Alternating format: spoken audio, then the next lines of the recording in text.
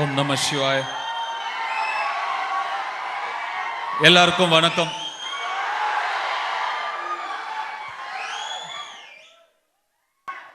అందరికీ நமஸ்காரம். நான் தமிழ்லயே பேசுறது ஓகேன்னு நினைக்கிறேன். அது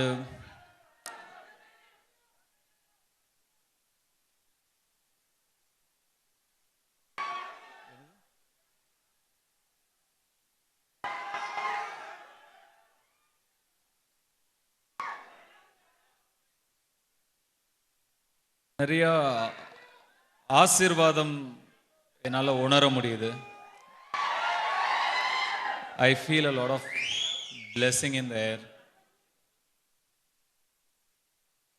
நிறைய விஷயங்களுக்கு நன்றி சொல்லணும்னு தோணுது. அதில் முக்கியமாக 2 விஷயங்களுக்கு நன்றி சொல்லணும்னு தோணுது. முதல்ல, என்னுடைய முதல் படத்துலேருந்து இப்போ வரைக்கும், போன படம் 49வது படம் வரைக்கும் நான் வேலை செய்த அத்தனை இயக்குனர்களுக்கும் நான் நன்றி சொல்லணும்னு எனக்கு இப்போ தோணுது. இந்த இடத்துக்கு நான் ரொம்ப I am very fortunate, I am very lucky, very blessed to have met the right people at the right time, the right makers at the right time. எல்லாருக்கும் அந்த மாதிரி ஆப்பர்ச்சுனிட்டிஸ் அமைஞ்சிடாது. எவ்வளோ ஏர்லியாக நம்ம நல்ல ஒரு டைரக்டர்ஸ் கையில் மாற்றமோ அவ்வளோ நல்லது ஒரு ஆக்டருக்கு. நான் எல்லா சரியான மொமெண்ட்ஸ்லையும் சரியான டைரக்டர்ஸை சந்திச்சுட்டு வந்திருக்கேன். முதல் படத்தில் செல்வராகவன் சாராக இருக்கட்டும்,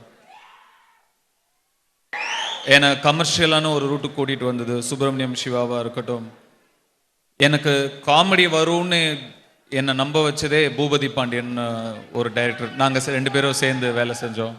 அவராக இருக்கட்டும், வெற்றிமாறனாக இருக்கட்டும், இன்னும் நிறைய பேர் சொல்லிட்டே போகலாம். அவங்க எல்லாருக்குமே நன்றி. அவங்க எல்லார்கிட்ட இருந்தும் கொஞ்சம் கொஞ்சமாக நான் கற்றுக்கிட்டே வந்துட்டு தான் டைரக்ஷனை கையில் எடுக்கணுன்ற ஒரு எனக்குள்ள ஆக்டரை விட டைரக்டராக ஆகணும் அப்படிங்கிற வெறி தான் ரொம்ப ஜாஸ்தி. ஆனால் அதுக்கு நிறைய நான் டைரக்ஷனுங்கிறது பெரிய பொறுப்பு, பெரிய ரெஸ்பான்சிபிலிட்டி, ரொம்ப கஷ்டமான வேலை. இன்னொருத்தர் பணத்தை சும்மா விரயம் பண்ணிடக்கூடாதுங்கிறதுக்காக நான் நிறைய டைம் எடுத்துக்கிட்டேன். இப்போ டைரக்ட் பண்ணியாச்சு. 26th ரிலீஸ் ஆகுது.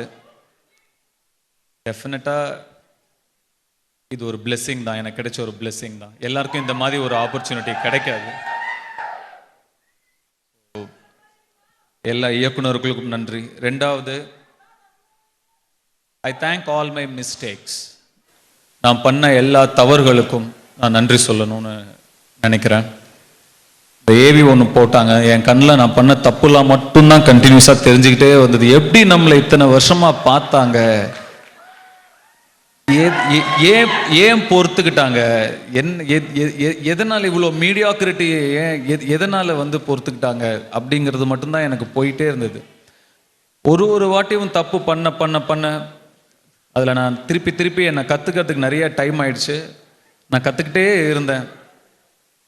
இந்த நிமிஷத்தில் எனக்கு என்னவோ கீழே உட்காந்துட்டு இருக்கும்போது தோணுச்சு, you should be very thankful to all the mistakes you made. I am very thankful for that. இந்த படத்தோட ப்ரொடியூசர் கலாநிதி மாறன் சார், இசையமைப்பாளர் ஏஆர் ரஹ்மான் சார், நான் ரொம்ப பக்கத்தில் இருந்து கற்றுக்கிட்ட இன்னொரு முக்கியமான ஒரு நடிகர், inspiration, legend Prakash Raj sir, SJ Suriya sir, Sandeep, Thushara, Aparna, Kalidas, Saravanan sir,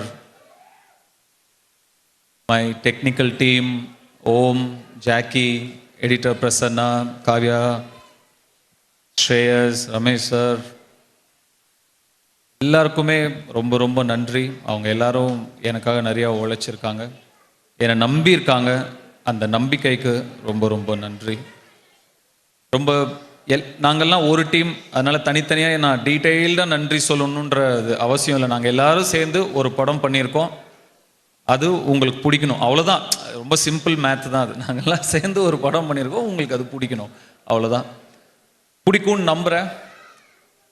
எவ்வளோ கான்ஃபிடென்ட்டாக இருக்கோமோ அவ்வளோ பயம் வரும். எனக்கு ரொம்ப பயமா இருக்கு. ஏன்னா நான் ரொம்ப கான்ஃபிடென்ட்டா இருக்கேன்.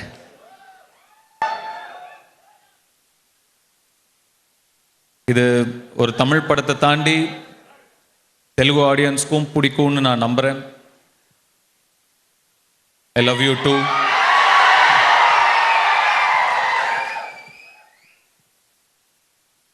டயலாக், பாட்டு எல்லாம் தான் அங்க பண்றோமே. இங்க பேசுவோம்.